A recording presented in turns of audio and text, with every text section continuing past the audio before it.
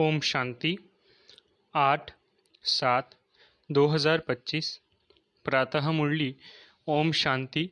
बाप दादा मधुबन। बाबा आज कह रहे हैं, मीठे बच्चे, ये तुम्हारा जीवन बहुत बहुत अमूल्य है, क्योंकि तुम श्रीमत पर विश्व की सेवा करते हो, इस हेल को हेवन बना देते हो। मीठे बच्चे, ये तुम्हारा जीवन बहुत बहुत अमूल्य है, क्योंकि तुम श्रीमत पर विश्व की सेवा करते हो, इस हेल को हेवन बना देते हो। प्रश्न: खुशी गायब होने का कारण तथा उसका निवारण क्या है? उत्तर: खुशी गायब होती है, पहला, देह अभिमान में आने के कारण। दूसरा, दिल में जब कोई शंका पैदा हो जाती है तो भी खुशी गुम हो जाती है। इसलिए बाबा राय देते हैं, जब भी कोई शंका उत्पन्न हो तो फौरन बाबा से पूछो। देही अभिमानी रहने का अभ्यास करो तो सदैव खुश रहेंगे। ओम शांति। ऊंज त्योंज भगवान और फिर भगवानोवाच बच्चों के आगे, मैं तुमको ऊंज त्योंज बनाता हूँ तो तुम बच्चों को कितनी खुशी होनी चाहिए। समझते भी हो, बाबा हमको सारे विश्व का मालिक बनाते हैं। मनुष्य कहते हैं परम पिता परमात्मा ऊंच त्योंज है। बाप खुद कहते हैं, मैं तो विश्व का मालिक बनता नहीं हूँ। भगवानोवाच, मुझे मनुष्य कहते हैं ऊंच त्योंज भगवान, और मैं कहता हूँ मेरे बच्चे ऊंच त्योंज है। सिद्ध कर बताते हैं। पुरुषार्थ भी ड्रामा अनुसार कराते हैं। कल पहले मुआफिक बाप समझाते रहते हैं, कुछ भी बात न समझो तो पूछो। मनुष्य को तो कुछ भी पता नहीं है, दुनिया क्या है, वैकुंठ क्या है। भल कितने भी कोई नवाब मुगल आदि होकर गए हैं, भल अमेरिका में भी कितने पैसा वाले हैं, परंतु इन लक्ष्मी नारायण जैसे तो हो न सके। वो तो व्हाइट हाउस आदि बनाते हैं, परंतु वहाँ तो रत्न जड़ित गोल्डन हाउस बनाते हैं। उसको कहा ही जाता है सुख धाम। तुम्हारा ही हीरो हीरोइन का पार्ट है, तुम डायमंड बनते हो। गोल्डन एज थी, अब है आयरन एज। बाप कहते हैं तुम कितने भाग्यशाली हो। भगवान खुद बैठ समझाते हैं तुमको कितना खुश रहना चाहिए। तुम्हारी ये पढ़ाई है ही नई दुनिया के लिए। ये तुम्हारा जीवन बहुत अमूल्य है, क्योंकि तुम विश्व की सर्विस करते हो। बाप को बुलाते ही है कि आकर हेल को हेवन बनाओ। हेवनली गॉडफादर कहते हैं ना। बाप कहते हैं तुम हेवन में थे ना, अब हेल में हो, फिर हेवन में होंगे। हेल शुरू होता है तो फिर हेवन की बातें भूल जाती है। ये तो फिर भी होगा, फिर भी तुमको गोल्डन एज से आयरन एज में जरूर आना है। बाबा बार बार बच्चों को कहते हैं, दिल में कोई भी शंका हो जिससे खुशी नहीं रहती तो बताओ। बाप बैठ पढ़ाते हैं तो पढ़ना भी चाहिए ना। खुशी नहीं रहती क्योंकि तुम देह अभिमान में आ जाते हो, खुशी तो होनी चाहिए ना। बाप तो सिर्फ ब्रह्मांड का मालिक है, तुम तो विश्व के भी मालिक बनते हो। भल बाप को क्रिएटर कहा जाता है, परंतु ऐसे नहीं कि प्रलय हो जाती है फिर नई दुनिया रचते हैं।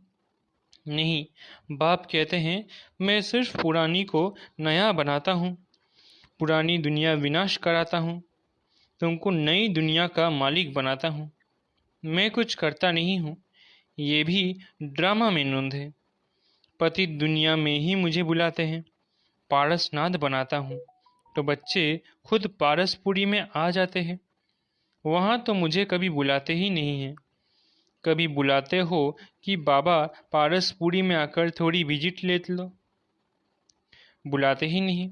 गायन भी है, दुख में सिमरन सब करे, पति दुनिया में याद करते हैं, सुख में करे न कोई। न याद करते हैं न बुलाते हैं, सिर्फ द्वापर में मंदिर बनाकर उसमें मुझे रख देते हैं। पत्थर का नहीं तो हीरे का लिंग बनाकर रख देते हैं पूजा करने के लिए। कितनी वंडरफुल बातें हैं।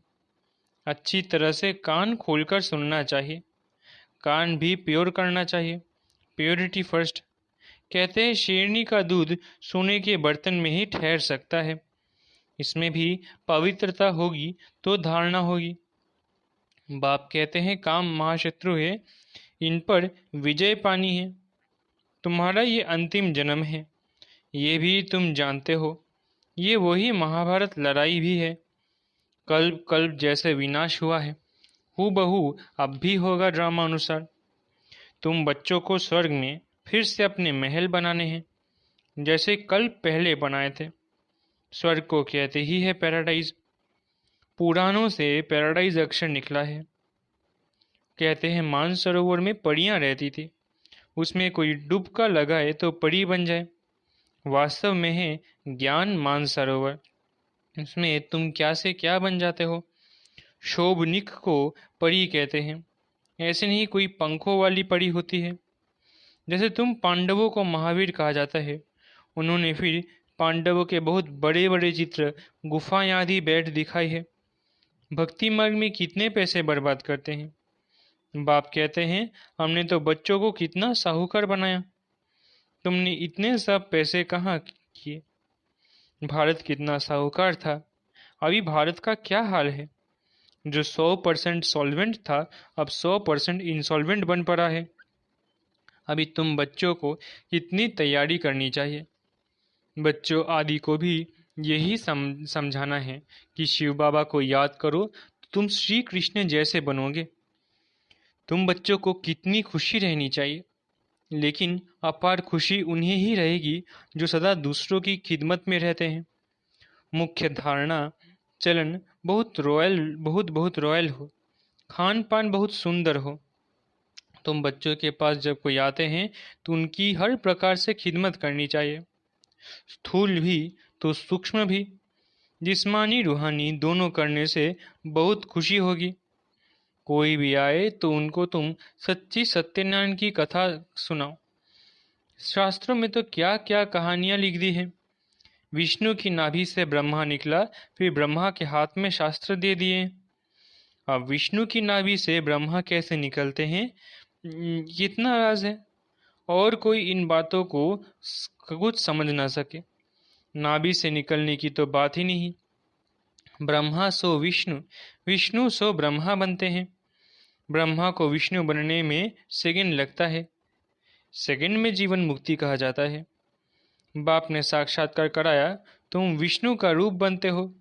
सेकंड में निश्चय हो गया।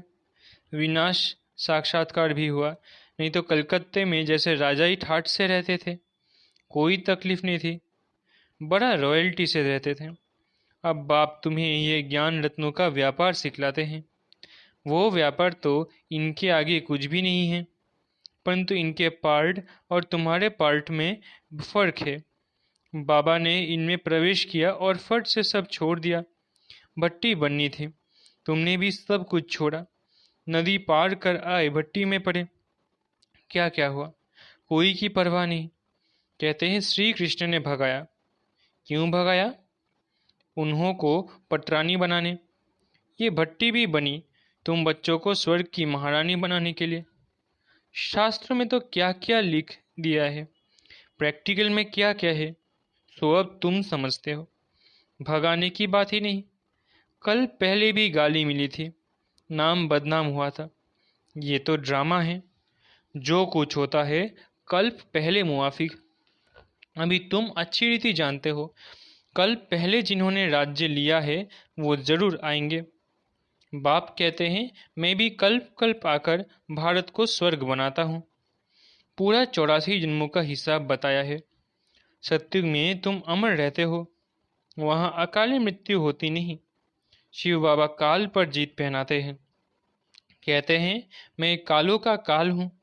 कथाएं भी है ना, तुम काल पर विजय पाते हो। तुम जाते हो अमर लोक में। अमर लोक में ऊंच पद पाने के लिए एक तो पवित्र बनना है, दूसरा फिर दैवी गुण भी धारण करने हैं। अपना रोज पोता में रखो। रावण द्वारा तुमको घाटा पड़ा है, मेरे द्वारा फायदा होता है। व्यापारी लोग इन बातों को अच्छी रीति समझेंगे। ये है ज्ञान रत्न।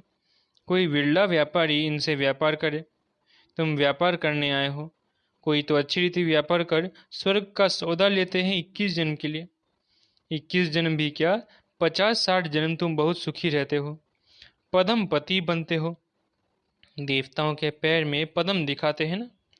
अर्थ थोड़े ही समझते हैं। तुम अभी पदमपति बन रहे हो तो तुमको कितनी खुशी होनी चाहिए। बाप कहते हैं मैं कितना साधारण हूँ, तुम बच्चों को स्वर्ग में ले जाने आया हूँ। बुलाते भी हो, हे पतित पावन आओ, आकर पावन बनाओ। पावन रहते ही है सुखधाम में। शांति धाम की कोई हिस्ट्री ज्योग्राफी तो हो नहीं सकती, वो तो आत्माओं का झार है। सूक्ष्म वतन की कोई बात ही नहीं। बाकी ये सृष्टि चक्र कैसे फिरता है वो तुम जान गए हो। सतयुग में लक्ष्मी नारायण की डिनेस्टी थी। ऐसे नहीं, एक ही लक्ष्मी नारायण सिर्फ राज्य करते थे। वृद्धि तो होती है ना। फिर द्वापर में ही वही पूज्य सो फिर पुजारी बनते हैं। मनुष्य फिर परमात्मा के लिए कह देते हैं आप ही पूज्य, जैसे परमात्मा के लिए सर्वव्यापी कह देते हैं। इन बातों को तुम समझते हो।